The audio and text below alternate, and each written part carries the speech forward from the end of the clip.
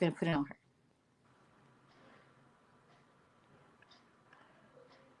God.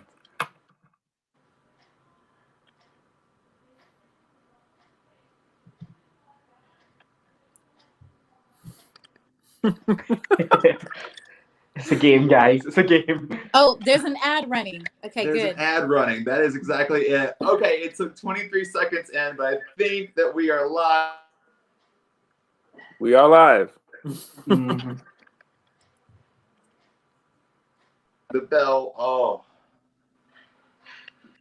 Oh, it is indeed Ring the Bell Live. We are here, and full disclaimer at the top of this show, do not use RCN as your internet provider. So, well, welcome to Ring the Bell Live. My name is Joey Mayberry. I am your dad bod demigod, and I am bringing you a panel each and every week of lovely individuals to discuss what happened on Raw and SmackDown. Oh.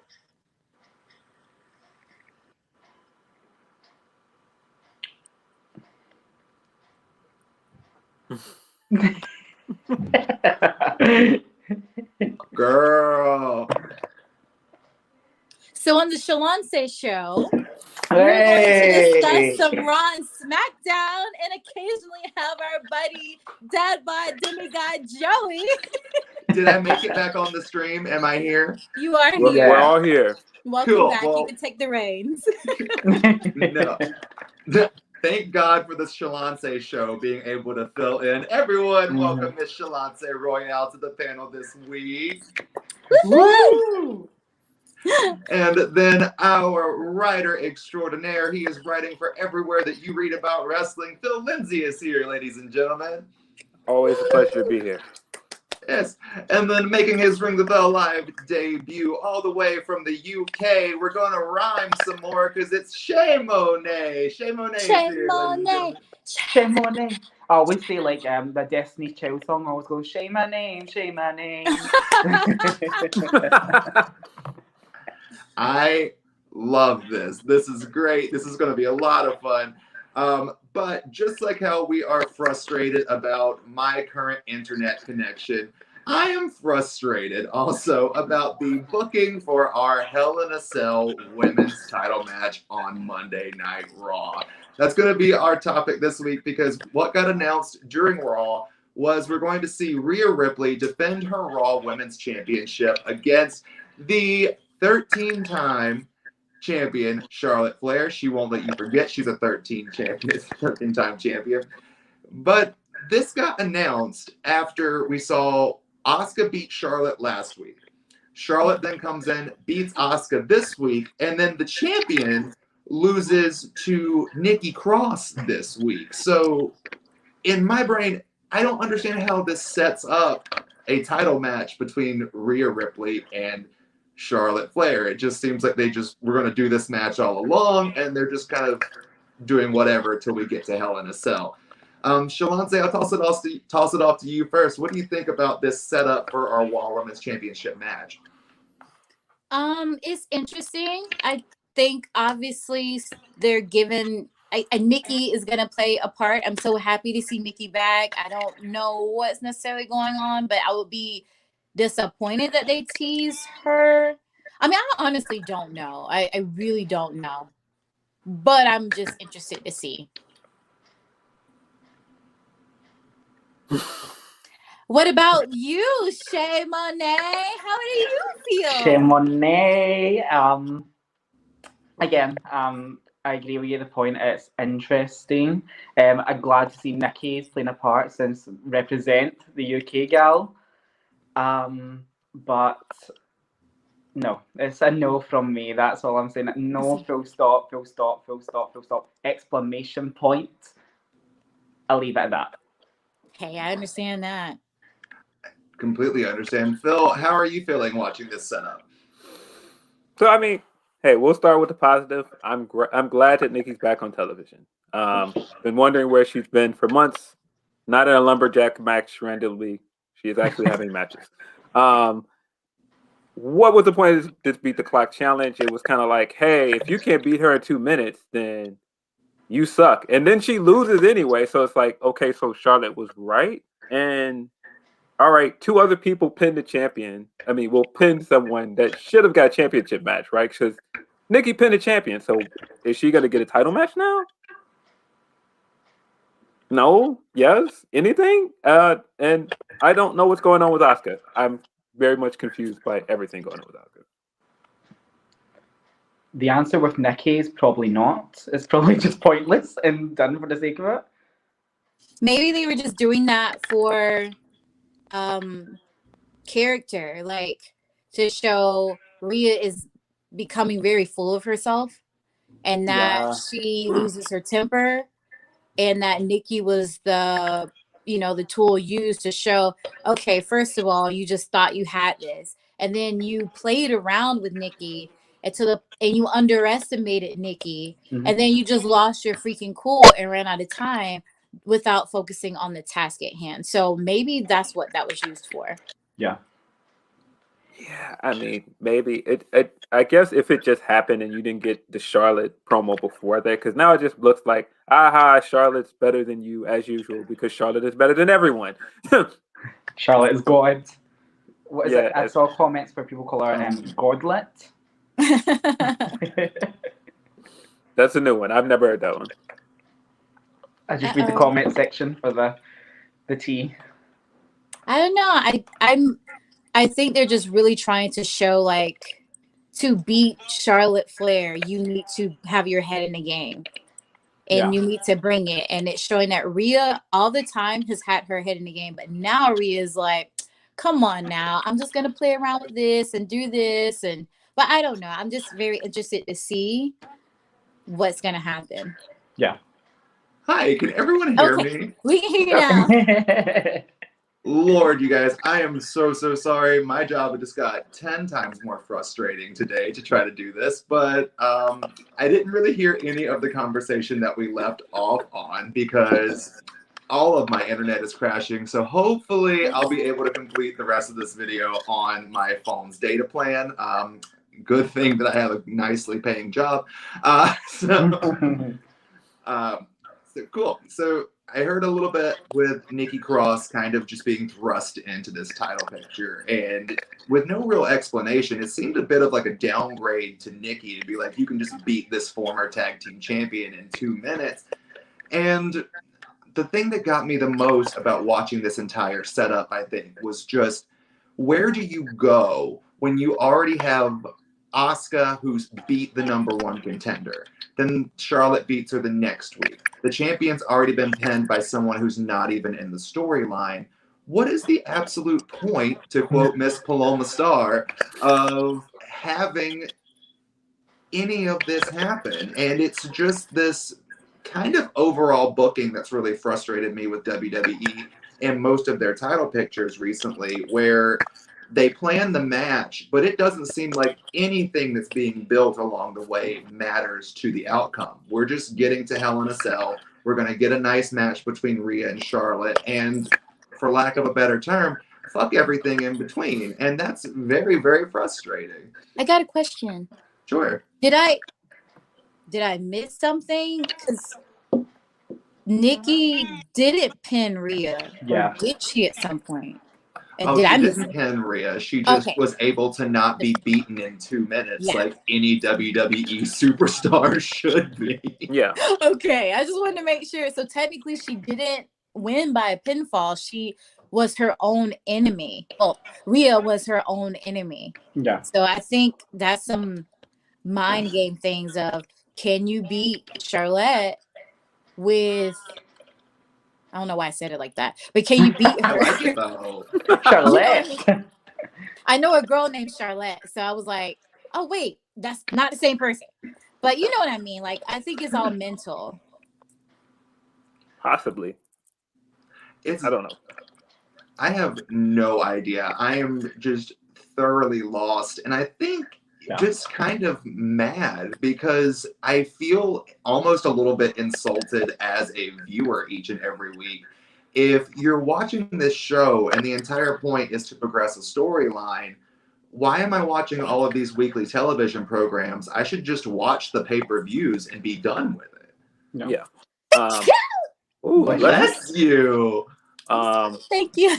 No, but you're absolutely right. I feel like WWE as a whole does not reward their fans for watching every week. And I feel like that's a consistent thing. Like, if you watch all of their programming, you're sitting here wondering, like, why are we underestimating Nikki? Like, Nikki has been in a last woman standing match. She's been a tag team champion. She's phenomenal. Why would anybody think she can't last 2 minutes with Rhea Ripley? That doesn't make sense. And then after she did it, she ran around like she was surprised that she could do it. It's like, what? Why? Yeah, and then, well, since you guys, I'm just going to go ahead and call it here. I appreciate everyone that might send in a super chat, but via my internet today, I don't know if I'm going to be able to pull them up and address them. So, since we're already talking on the subject, let's just jump right into the overall review this week, because starting off the top of Raw for us was this backstage promo for the women, which was taken earlier in the day, where Nikki just runs up after Charlotte and Rhea are saying the same exact things that Charlotte and Rhea have been saying for the last 3 weeks, and says that she would like to put in a challenge. And once that challenge was issued, Charlotte denied her. Rhea said she could do it, and it set up this 2-minute challenge match to where Charlotte says, go for it. Did this feel any sort of organic to any of you? Shay, I'll toss it to you first. No, it's kind of predictable in a way, because I feel like now, this coming Monday, we're probably going to get Charlotte versus Nikki with a 2-minute timer, and Charlotte's most likely going to beat her. So I think that's the case of what's going to happen. Hopefully not. Hopefully I'm wrong. Please prove me wrong. But I just don't see there's going to be any outcome to it. I think it's a case of like Rhea's not being in the ring and Raw in a couple of weeks now. Sort of like, okay, we need her to do something, so why don't we just throw her a random thing with Nikki, and then, like what we were saying, I don't think there's going to be any context of storyline built into it. I think it's a case of you're going to get a good match between Charlotte and Rhea, and that's it. That is it. Phil, after watching this promo, were you excited to see Nikki Cross versus Rhea Ripley? I mean, I was absolutely excited to see Nikki, but that backstage segment made no sense, and the match itself made no sense. None of it made sense. I was very confused by the end of it. Same. Shalante, what about you? I feel a little bit differently. Like, I feel like it's now they're just showboating, like Charlotte's throwing her, experience, and, she's very decorated. She's throwing that around, and Rhea's like, that could easily be me with the opportunities, so I'm going to rise to the challenge, because like being even an athlete outside of wrestling before, I've been in locker rooms and stuff where that's been a thing. Like, I bet you can't do this because I can do this. So I'm like, I bet you I can, which can easily deviate people from the initial thing that they're going for, which is also another mental tactic to throw off your opponent or to tire out your opponent. So I think if I can give creative anything, I think that's what they're doing, which can distract from stories per se, but I like that type of stuff. So I like that type of stuff, but it seems like they've been really relying heavily on that kind of stuff, especially in the women's division. Like, the women's division's been, looking at the matches we got this week, Charlotte versus Asuka, and that includes last week, are one of the few things we've seen where the women's matches weren't just this and that and all these distractions and everything that are going around a solid match. But let's go ahead and move on to Nikki versus Rhea, the match that we got itself. Now, the match itself was only going to be 2 minutes. If Nikki could last 2 minutes in the ring against Rhea Ripley, then she wins the match. The thing about it for me was, at the very beginning, you saw Rhea kind of push Nikki back. She was taking up a lot of time. And then what stuck out to me hardcore was she tapped her wrist like Nikki was supposed to fear the time. No, girl, you're fearing the time. That's how this works. You're about to lose the match. This just seems so oddly paced. And then it ended with Rhea getting frustrated that Nikki was able to fight her, and then the timer running out. This match left me with more questions than answers. Phil, after this match, what did you think? I don't even know what question to ask. So my question after that is, what is Rhea Ripley's character at this point? Is she a face? Is she a heel? What is she doing? Like, I didn't understand. It seemed like she was supposed to be the heel here, but Charlotte's also the heel here. So I just don't understand what is the storyline at this point. Oh, I mean, do you think Rhea Ripley's kind of a tweener? Because she seems like she's doing like a little bit of like a, I guess, a brat gimmick to me is what it seems like. I don't know. I don't know. I was confused by the whole thing. It was very confusing. And hey, Shalance, you just as confused as us, or do you feel like you have some clarification? Please, if you haven't, give it to us. I was a bit confused as well because of the taunting, in a sense, or the belittling that Rhea was doing to Nikki. But I also know that sometimes people can still taunt that. They can still be a face, but they're just like, come on now, let's see what you can do. We don't know. But I do see the confusion. I'm like, are you a tweener? Is that really, really a thing? Like, we are really acknowledging that? Or is it Rhea only looks like a good baby face next to Charlotte because we really starting to dislike Charlotte, and Charlotte is the top heel and good heel. Like, even on the indie scene, sometimes I experience that now that I'm a heel, is that sometimes I can be so good that the other person that they really hated that last week, now they really like them because they just want me to shut up, you know?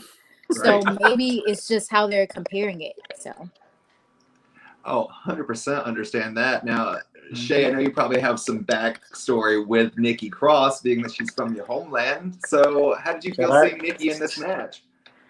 I think Nikki done what Nikki had to do. I think she played her part in the match itself. Did I really care for the match? Not really, because the way I described it was I had a chocolate bar beside me.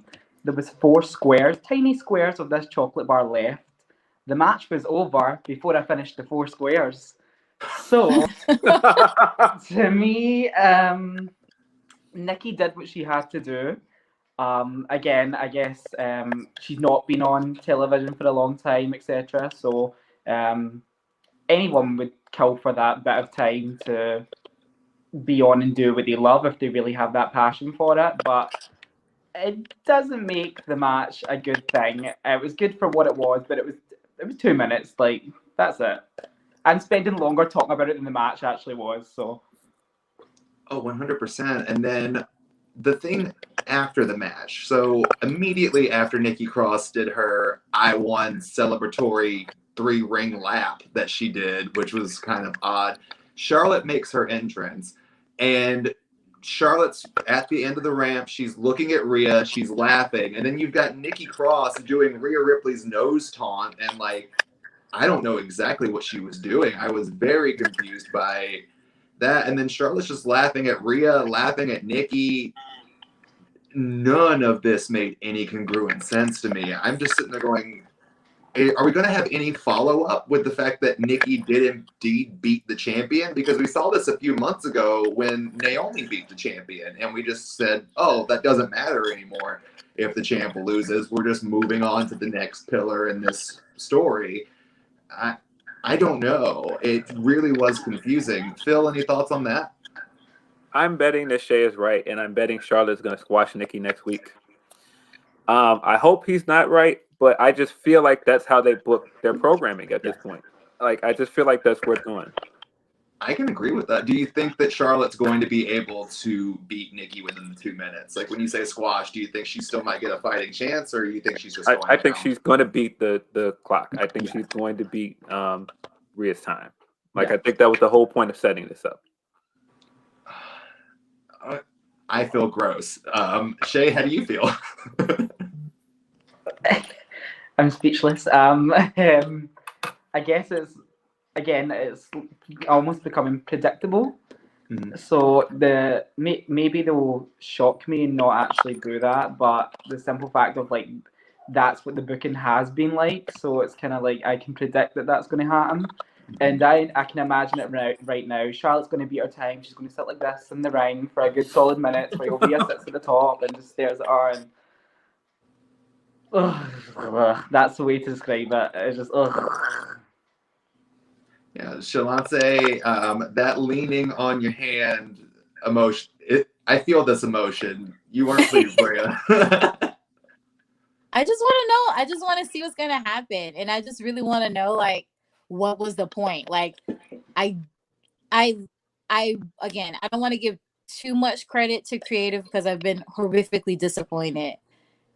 I would like it to be like they're playing a psychological game with one another. I also agree with the guys here. Like, I think that most likely Charlotte is going to crush Nikki, assuming that they challenge each other. But it was just really odd because, like, even at the end, I don't know if you noticed, but Rhea wasn't upset. She kind of was, but then, like, I don't know if the camera wasn't supposed to catch it, but she was laughing, looking at Nikki running around. So she was like laughing and smiling. So it's almost like she's like, "Well, I just screwed myself over here." So I don't know. I was just confused. I was just confused. Well, let's lighten the mood up and talk about a match that was legitimately probably my favorite match on Raw, which was Asuka versus Charlotte Flair. So this was a rematch from the previous week where we saw Asuka get the win off a distraction from Rhea Ripley to Charlotte. And then in this match, this was everything that I love about watching Charlotte Flair and Asuka work each other. These two women just get each other. The flow was fantastic. I loved the knee spot where onto the stairs where Charlotte took out Asuka's knee and then worked that body part for the remainder of the match. This was just pure and utter fun. Let's see, Shalance, how did you feel watching this match? I know as a fellow worker, you're probably like, okay, let's write down some notes. I did. I love it. I just love to see these ladies like go for it. They what reminds me that there's a difference between wrestling, like wrestlers, and wrestling superstars. They're superstars, and that's what WWE prides themselves on producing. And I love it. And it's just it didn't look like spot with spot with spot. It looked like they were really going with each other. And it's just so comforting to see two ladies of that great experience, like, just put on a match where it was like a true story. And this is something I also noticed as well. Just like what happened prior when Rhea underestimated Nikki, Charlotte also underestimated Asuka, even though they went toe to toe before. Towards the end, when we thought that Charlotte was going to get that pin, she yelled, "I already beat her once. I beat her." And she was just like freaking out, and she lost her cool as well. The only difference is she still managed to pull out a victory. So I think that's also something psychology wise too, to like mess with Rhea. Well, it's nice to see them kind of also, like you said, create that storyline for the two of them within the match, because they're clearly not really getting a story outside of the match because it's so confusing. Shay, as a wrestler yourself, how did you enjoy watching this, like, honestly solid wrestling match? If I was to go into like wrestling psychology, the way like they would break down a match and nitpick, I think the one thing that I disliked is I felt like a lot of the spots were always getting set up with the hip attack. So it was always Asuka going for the hip attack, and then it was a reversal of that, or she grabs her and she caught her in like the back suplex, but then dropping the knee and stuff. So it was kind of like it was always being set up. So it's like if you know you're missing it that amount of times, why would you keep going for it? In that term of speaking, but the match itself was really good. And one thing I did enjoy most about it the most is Charlotte did not win clean, which kind of made Asuka look like a threatening person still, because it was more of a like the ending. I don't know if any of you thought the same. It was quite like jittery, kind of what's the word I'm looking for? Messy, like, where it looked like they were almost like not UFC fighting, like Olympic wrestling, where you're trying to pin the other person down. Like they were very grappling, like. Yeah, that term. A bit of experience in that myself, but just not in the professional sense. But no, I like that the pin was she never went over clean, which was the main thing that I was happy about. It was more like a fluke victory. 100%. And you also mentioned them going like toe to toe with moves. I think that really showed off with Charlotte attempting that moonsault and then landing and going right into that standing moonsault. That was a real beautiful like thing of beauty. Phil, I saved you for last on this topic because I know how strongly you feel about WWE's booking of Asuka. And I wanted to let you kind of also talk about the match, but transition into the story that followed because once again, I just know I've seen you just go through the ups and downs of what is WWE's Asuka tenure on the main roster. With the match being, like what we said, a technical match, how did you feel seeing the ending with Charlotte getting that one-upsmanship on Asuka finally? So the match was really good. I mean, they're going to have good matches. They always have good matches. Like, I don't think anybody should be surprised by that at this point. I just think if you're going to do the roll-up finish again, and you just did the roll-up finish last week, it's like, I just don't feel like it does anything for either of them because it's like, it just doesn't feel like it means anything, especially if you're telling me she's getting a title match now. It's like, okay, well, if Asuka rolled you up last week, why does that not mean anything? But it means something this week when you roll up Asuka. I mean, I just don't understand that. And I just think it is totally WWE because WWE is like the monkey paw of wrestling where you ask them for something and they somehow give you this terrible version of it that you never asked for. Come on, man. I mean, Charlotte versus Asuka was special when we first saw it at WrestleMania. It was probably one of the best women's WrestleMania matches we've ever seen. And every time they match up, it's great. But they've managed to make me not care about this matchup. I don't want to see them wrestle anymore. I don't. Because I feel like it's always the same. I feel like either Asuka's going to get a fluky win or Charlotte's just going to beat her. Oh, that's 100% T because I don't. In recent memory, can anyone think of a match where Asuka just straight up beat Charlotte Flair? No. The one time she beat her when she was champion, she was hurt. She had the shoulder injury. And then this time she rolled her up. All the other times she lost clean. That's sad. That's just plain and out sad because they don't shy away from the idea that Asuka is this powerhouse when they discuss her on commentary or anything. But when they put her in the ring against Charlotte, all that just goes out the window. I think one moment between Asuka and Charlotte where I was like, Asuka actually looks like the powerhouse in the situation was it was Survivor Series where she spat the green mist in her face and then walked off and just kind of eliminated herself. That was like the one time where I was like, yes, Asuka looks the strong one. But other than that, I'm just like, I can't think of a time where Asuka's not came over Charlotte and got like that, just a fluke victory or someone interfered or something like that. Yeah, but I mean, this goes all the way back to when they became a tag team, and I hated it because I'm like, just let Asuka be her own character. Yeah. That's what I want. Just let her be her own character. Don't just team her up with Charlotte just because she has no reason to like Charlotte. Why would she like Charlotte at this point? And then right after that, Charlotte's heel again, and they're back to hating each other. So what was the point of any of that?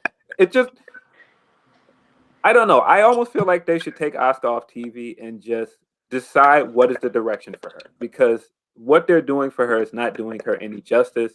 I feel like she loses a lot. She's either getting embarrassed a lot. Where how many times have we seen her on the ground, either holding her mouth or just beating at the end of a segment, and that's it. It's like, okay, well, what is the plan for Asuka? That's what I'm wondering. And it's the same thing I asked earlier with Rhea. What is Asuka's character at this point?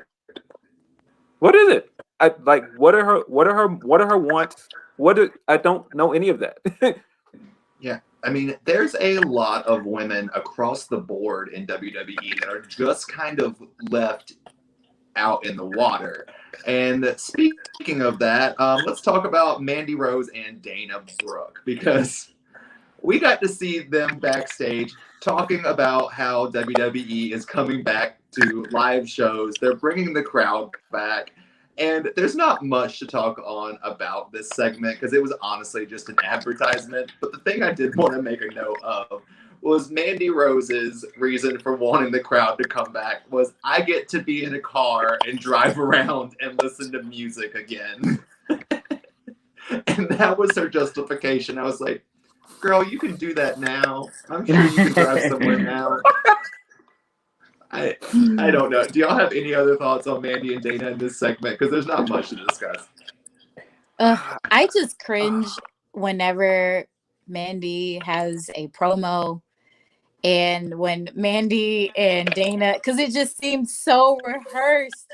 It just seems so rehearsed, and the theater kid inside of me is just like, okay, we can't always be perfect. Even Shalonce makes mistakes. I can't say all my promos are great, but they at least have feeling. I'm not monotone Morgan, you know what I mean? Or monotone Mandy. Like, so give me something. But I did like that line, the flex in Texas. Oh my God. Someone who is watching that's a big creator wrestler, please make Monotone Morgan and send them to us on WWE. Monotone Morgan. You literally just gave them like tag team names: Monotone Morgan and Monotone Maggie. Come on, man. Come on, Their the finisher is a Monotone. 3D called the Tone Deaf. The tone. Do they have an official tag team name? Is it Sexy Muscle Friends? Sexy Muscle Friends. Or is that just like the internet like tag team name for them? Or I don't know if they have one. I don't know. I call them Guns N' Roses because I heard that idea and I love that so much. I like that actually. Yeah, maybe they'll steal it like they stole Shania from you and didn't admit it. Right. Well, speaking of Shania Payne, let's move on to the main event of Monday Night Raw, which was the Women's Tag Team Championships, and that's something you don't get to say every week because right.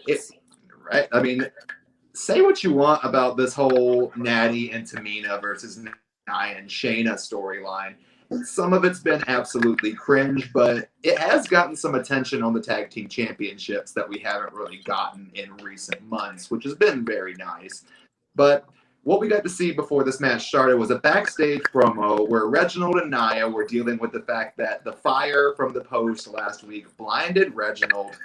And Shayna came up. She was mad. She said that if Reginald comes to ringside, she is going to give him nightmares. And I was like, isn't that Rhea Ripley's whole thing is the nightmare? Like, that's the same storyline. But Nia called Shayna a bully. Shayna threatened Reggie. Then we went out to the match. To me, I was just like, y'all are just setting up the fact that we're going to get Reginald in this match. Like, as soon as they did this promo, I was like, oh, God, Reginald's going to be the determining factor. Do I even need to watch it? Were you guys cringing as much as I am? Shay, what did you think? I've been cringing all the way back from when Reginald first grouped up with Shania Payne. Yeah. Full stop. Like, it's just like I've never been a fan of him. I thought he was just going to be backstage with Carmella when he first came about, and I thought that was all we were going to get. I never thought we were actually going to get him involved as so much as he has. So he should count his blessings. Because once the females kind of go their own way, I don't think he's going to get anything else. So, but you're not wrong. He could just end up on 205 Live and never be seen again, which is what tends to happen to a lot of people on the roster. The Shadow Well. And with that, like, he comes out, he does some flips and kicks and stuff like that, and then and what it's just like, I think we're at this day and age. Wrestling is so much more than just how athletic you are. So when he's doing backflips and front flips and dodging the females and stuff like that, I'm just kind of like, okay, backflip yourself all the way backstage, and then let me enjoy this match. You're not wrong, Phil. How are you feeling about the current Reginald situation? Again, monkey paw. Reginald was great in that Sasha match. He was great as Carmella's sommelier. I enjoyed him in all of that stuff. But at some point they realized, hey, people like this Reginald guy. Let's put him on TV more. No, there's a point where you rein it in. You don't need to do it as much. And I feel like he's too much a part of the tag team division at this point. Yeah. But did we like him that much? Did people like him that much? No, but I think it was one of those things where people might have been like, this is interesting. It's kind of like the Booge, the Shinsuke thing they're doing right now. Like, oh, this was cool once, and then next week they're doing it again. It's like, once is enough. You don't have to always run something into the ground. Kind of like drip. Like, stop saying drip, WWE. You've killed it. It's dead. It's kind of like when your mom starts saying a cool word, you're like, no, it's done. Shalante, are you Team Reginald or not? I respect his role, but at this point, it's hilarious to me. Like, it's to the point where I don't care. Like, I guess I should care. It's hilarious. Like, I don't know. Okay, so this might be a personal thing, but like when I just see flames and someone react, I don't know, that makes me laugh. And then they played up the fact that he was like visually impaired. And I'm like, what is going on with this man in these flames? And no one cares. Yeah. Like, no one is caring. Flames are dangerous. And y'all just like, oh, he's blinded and he's still there. He is ride or die. Because if that was me and it got too close to my weave or something, I'm not coming out there. Like, I'm not gonna fight flames for you. And you don't appreciate me? Yes, maybe. And I'm speaking as if I was Reginald, like Regina. Like if it was my version, then I would be like, look, I am doing all this for you, and I may be making mistakes. But what I will not do is to be taken for granted when I am literally fighting flames that I don't know where they're coming from.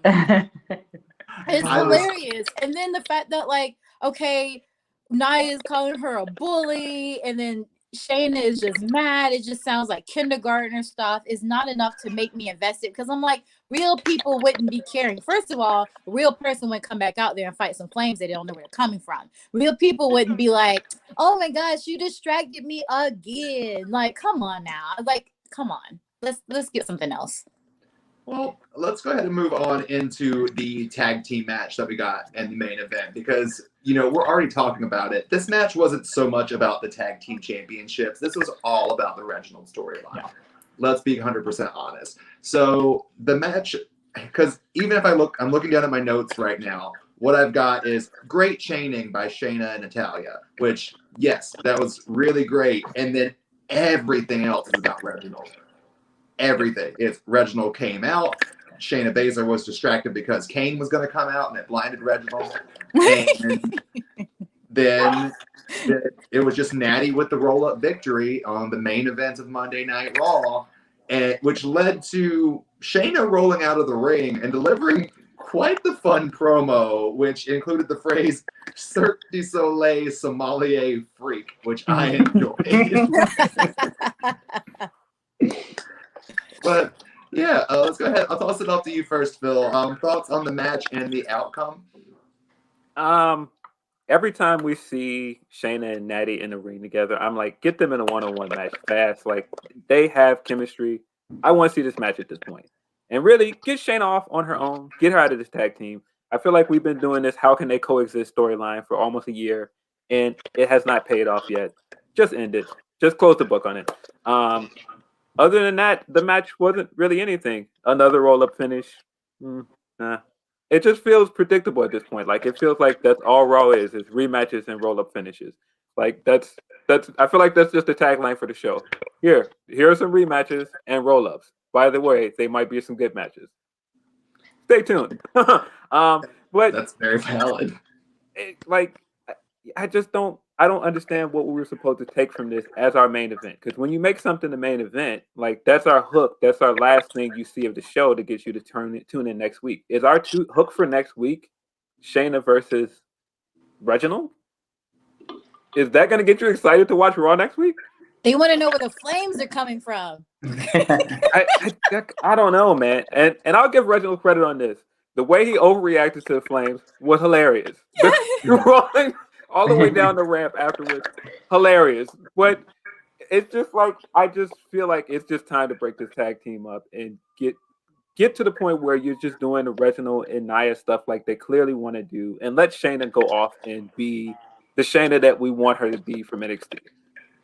Oh, 100%. And then, I think it might have made a little bit more sense if they would have had the horrible, shrill Lily laugh close Raw rather than just Shayna challenging Reginald, because that seems what's the real tie-in is here.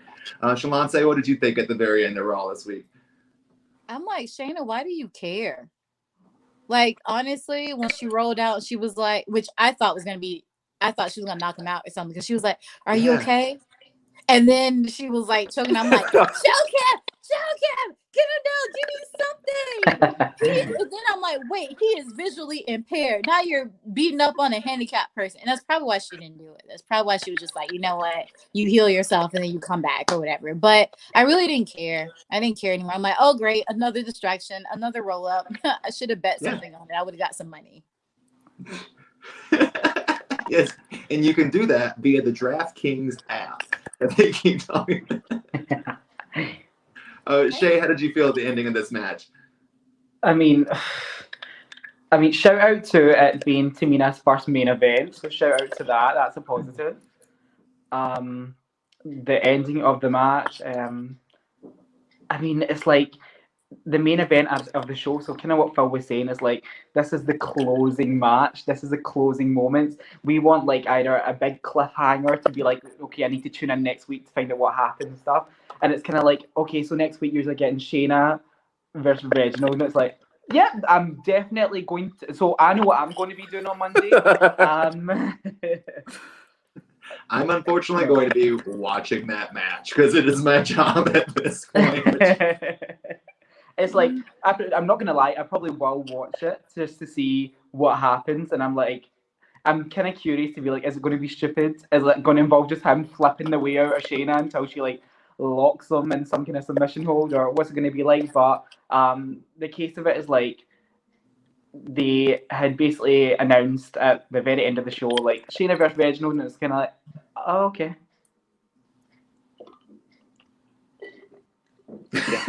I don't know. Does Nia even care at this point? It feels like they lose and he cost them the match, and Nia's just like, yeah, whatever. It's just Reginald. Like, he's costing you your title. Why don't you care? It's like, it's weird. Because he makes good TikToks. Yeah, Nia's just like, oh, I like his suit though. He can lose my matches, but he has a nice suit. Doesn't make sense. I think they're trying to tease a division between Shayna and Nia with their differing of opinions. It's like Nia's like, hey, you're going too far. And Shayna was like, why not? Like, this is the reason. Get rid of the reason. Mm-hmm. Yeah, but Nia's side doesn't even make sense because Nia's losing. It's like, all right, well, I don't care about losing because we got Reginald. It's like, huh? But you know, you could just hang out with Reginald outside of wrestling, right? Nope. For the sake of time, let's go ahead and move on to SmackDown, where we got more from the Women's Tag Team Championships. I know we did not discuss the Evolution promos of Eva Marie, but we will totally discuss them when something actually happens. So let's go and talk about the match we got with the Tag Team Champions, which was Natty and Tamina going one-on-one with the Riot Squad. Now, okay, so I know, Shalance, Shay, I know it's probably really difficult for y'all as it is for me. I never really want to comment on what someone's in-ring work looks like because, you know, we all mess up. We all have some things go wrong. And it's not my place because honestly, I could go out next week and have a match that's just the utter shits. But the Riot Squad were trying really, really hard in this tag team match to pull out some really cool tag team maneuvers. And a lot of them just did not land. They got a little bit real wonky in this match. I thought there were a lot of good points, but the things that really stood out to me were just kind of how unbalanced and how uncoordinated a lot of stuff is. And I want to chalk that up to just the fact that they're not getting time to really go on TV and pull this stuff out. But watching this match, I honestly was just feeling really bad for that team and really bad for them, this being their opportunity to showcase themselves. Shalance, how did you feel watching this tag team match on SmackDown? I think I was just so blinded by Liv and how good she looked and how like I'm just Liv, I was just like, I'm living for Liv. I did notice some of the misfires between Liv and Ruby. Why do I? But anyway, see, it was all about Liv for me.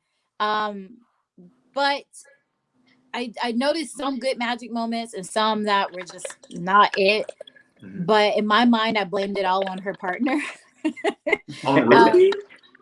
Yeah, I did. But I mean, I know it's not like all her, but I was thoroughly surprised at some of the stuff that Ruby pulled off as well. And I just love the team synergy. And this just goes back to what I was saying before in a stream prior. About the tag matches, like the tag belts. I feel like they mean something if you got legit tag teams, like people who are trying to be a tag team, not individual solo match person, individual solo match person. They can get thrown together for no reason and they're going for it. But that's just my personal opinion. But I feel like the Riot Squad is a tag team. But I mean, I'm not saying that they're just limited to that, because I do think that they have their good things on their own, but they were really trying to win together. Their gear even looked incredible together, like they came to make a statement. So I overlooked a lot of it because they're like, look, hey, we're actually a team. Hey, look at us. So I can 100% get behind that. Shay, what did you think? Just like Shalon say, I was kind of living at that moment. Emphasis on the live. I guess from personal perspective as well, like you guys have probably been in that position as well, where maybe the Riot Squad's in the position of like the promoter has been like, okay, so this is your opportunity, go out and show us what you can do. So they're like, we need to take everything, we need to showcase everything. So they're trying all to get it in this tiny, I can imagine they probably had a very small time frame as well. So it's like, we're trying to slot everything into this small space that we have. 100%. So let's try and give it all, but it almost felt like very rushed, and some parts were awkward because it was very like almost forced in a weird way. But again, like I'm a massive fan of Liv. I think she's someone that I always get excited to see, and even get more excited to see what she's going to wear, because the gears are always so sick. always But it's one of those things, like I would love, so I was thinking about this the other day with the women's tag division, and do you remember back in, I think it was 2016, when SmackDown, they never even had a women's championship yet, and they all came out and cut like a promo bit each, and it was like when Alexa Bliss had just been moved up and Carmella and Naomi returned, and even Marie's top was falling off. She's talking about her Bliss Station. Everyone remembers that promo.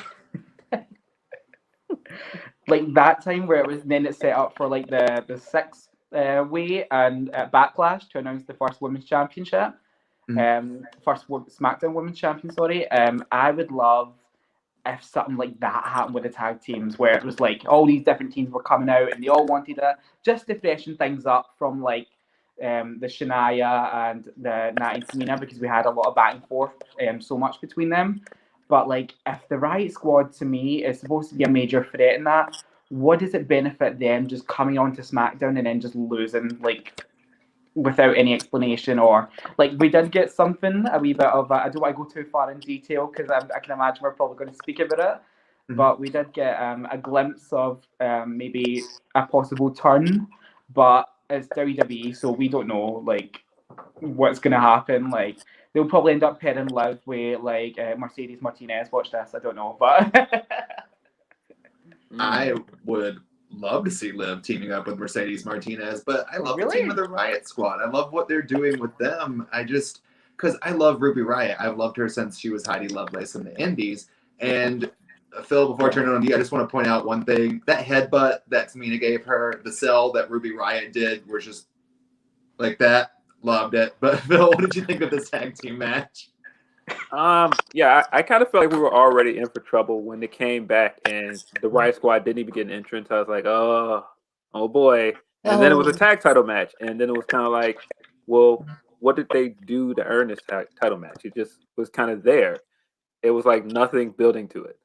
So I was like, okay, this already doesn't look good. And then, like you said, it was a little bit of a messy match. I thought they looked good in spots as a tag team.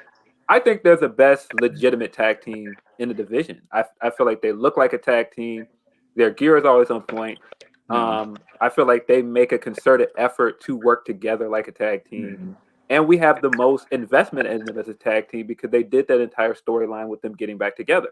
So it's strange that they're on the TV the least. It's like I feel like they should be on TV more because they've spent so much time building them as a tag team. So then you get into this match where it's clearly like, oh, we got to press and we got to impress so that we can get on TV. And I feel like this is what happens when you don't have them on TV enough to build anything, and then you don't have dark matches either, so they don't even get reps there.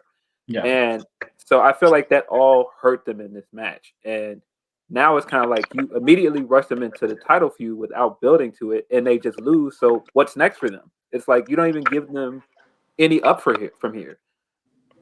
Oh, 100%. There's absolutely nothing that's giving the Riot Squad any momentum because they never win either. Yeah. Even when you put them in singles competition, tag team competition, I can't think of the last time I saw either of them win outside of that Iconics feud. Again, you spent all that time building them. You even give them something as big as that, making them the vehicle to break up the Iconics, and nothing came of it. There's no payoff. Yeah. Well, speaking of nothing getting a payoff, let's talk about Carmella because we got to see Carmella face off against SmackDown Women's Champion Bianca Belair this week on SmackDown. This was a fun match, but okay. We saw a promo before the match where Carmella basically reminded me that she is wrestling's equivalent to Schitt's Creek's Alexis. And she talked about how she was going to destroy Bianca Belair and all this good jazz, make her irrelevant. And then, y'all, the match itself was real short. Carmella's hype return was so much hype behind it and so much build to it. And she really has done absolutely nothing since then. We've seen more of Reginald than we've seen of Carmella, and that's my big takeaway from this match. I know we're setting up a whole Bayley feud with Bianca Belair. I love the Bayley-Bianca stuff, but I'm just really concerned about the direction that they might take Carmella in because I don't see it going anywhere. Phil, how did you feel about Carmella? Man, I have to say, I've been impressed with Carmella for a while now. Ever since she first came back, I think she's looked even better. I think she looks great in ring. I think she's got a great look now. I feel like I was leery when they were going to do the repackaging, and I think it works. I think her entrance is great. Like, she's got all of the makings to do something good, but they just won't do anything with her. And it's like, why are you putting her in a match with the champion that we already know she's going to lose? Why not put her in matches to give her some kind of momentum to get to something else? Like, once you put her in a ring with Bianca, she's going to lose that match. So, yeah. I don't know. I didn't understand the point of it. Yeah. It's kind of like setting her up to fail. Shay, how did you feel watching this match? So one thing that I always get excited to see Carmella about is that entrance. I love that silhouette backdrop, and she's dancing behind it. Like and then I love like the kind of opera theme song. Like I'm like, okay, I'm living for this. Oh God, I need to stop saying living now. But the match itself was strong. It had really strong points. Carmella looked good. Just the same as Phil, I think Carmella has been very stepped up her A game since returning. The fear I have for her is slowly I can see her sort of progressing back to that Princess of Staten Island character, and I don't want her to go backwards. I want her to go forwards. I mean, I wouldn't mind personally if it means her getting involved. I wouldn't mind seeing Bayley and Carmella kind of team up on Bianca, and then maybe Sasha coming to help Bianca, and maybe leading to a few tag team matches between them. Personally, I wouldn't mind that because it's 4 strong in-ring performers. So I'm like, when you put 4 strong bitches in a cage, you're going to get a good cat fight. So I wouldn't mind seeing that personally, but I love that don't want them. I just don't want them to. I want her to pick up the momentum on Carmella's side of things, but it feels like every time they give her something, she gets shot back down to the bottom. Agreed. Shalonte, how are you feeling about the booking of this match? I was very impressed with Carmella. I agree. I like the repackaging because at first, I was throwing shade at her, but I really enjoy it. I felt that it wasn't because at first I thought, oh my gosh, this is going to be like a glorified like squash match. And while we knew she wasn't going to win, it didn't make her look weak, in my opinion, because Bianca is a force, and Bianca was serving with a force, and Carmella was still going. Mm-hmm. So it showed that Bianca still had to try to win. And it was also about commentary as well, with them trying to make sure they put over Bianca to make it so that they knew like she was working really hard, while Bayley was on there just trying to like crap on everything that she did. And I think it was like, I was impressed with the balance of the match, in my opinion, with how commentary was, how Bayley was, and how Bianca and Carmella faced one another. Yeah. And even one part that stood out to me though, it wasn't even in the match. It was on commentary how I forget who messed up Bianca's name and called her Belanca, and I was like, Belanca, okay. It was cold. It was cold. Bayley made sure to correct it, but overall, again, I was really surprised. Well, not surprised, but I was really proud of Carmella. And I'm like, I hope they see how good of a job that she did to put over Bianca, how good of a job that she protected herself, I guess, like her image. And she did her job. Mm-hmm. And I think she deserves more, honestly. Yeah. Yeah. I mean, I think we can all agree Bayley versus Cole is the best long-term storyline in the company at the moment. Like, their feud is just the best. You gotta love Belanca. You really do. It's hilarious. I love it, though. I love it. I will admit that is absolute truth. Bayley calling Cole a stupid idiot every week is kind of a highlight at this point. But he kind of catches her. He kind of catches her and makes her like really work for it. Is what happened this week on SmackDown. Let's go ahead and wrap this because we're running. Ooh. Are y'all able to hear me okay? Yes. I did that Rhea Ripley thing there, like. Well, I guess that I am freezing. So let's go ahead and after technical difficulty for a hot minute. Phil, where can the people find you across the interwebs? You can find me at PhilDio616 on Twitter. You can, of course, find my writing at Bleacher Report. I just wrote an article on the most poorly booked characters on WWE right now. And, 3 people that we talked about today are on that list. So there you go. Awesome. So, Shay, where can people find you? So you can find me on all social media platforms, starting with Instagram. I am _ShayMonet_. That's Shay, CHE. And then on Twitter, you can find me as ShayMonet UK. And you can also like my Facebook page, which is just Shay Monet. Okay. Shalonte, where can everyone find you across the interwebs? I am all over the interwebs. I am on Instagram and Twitter at Fighting Siren _R. I'm on TikTok as Shalonte Royale. I am on Twitch as Shalonte Royale, or just Shalonte. And I'm on YouTube as the Fighting Siren. Awesome. Guys, you know where to find me. I am glitching out like I got issues. So I'm going to go ahead and just say, let's end this segment because screw RCN. We love everyone. We will see you next week on a hopefully well put together Ring the Bell Live. Thank you guys so much for putting up with me. Everyone have a great evening.